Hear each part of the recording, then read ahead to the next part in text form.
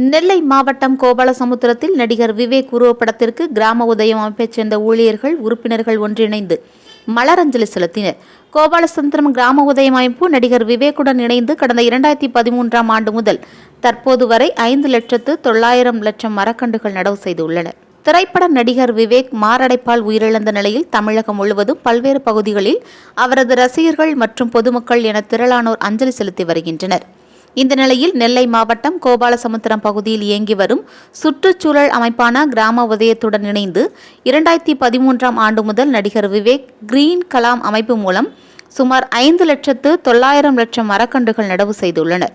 இந்த நிலையில் நடிகர் விவேக் உயிரிழந்த சம்பவம் அந்த அமைப்பைச் சேர்ந்த ஊழியர்கள் உறுப்பினர்கள் மத்தியில் சோகத்தை ஏற்படுத்தியது.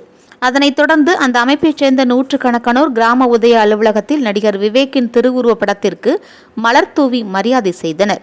அதனைத் தொடர்ந்து 2 நிமிடம் மௌன அஞ்சலி செலுத்தினர்.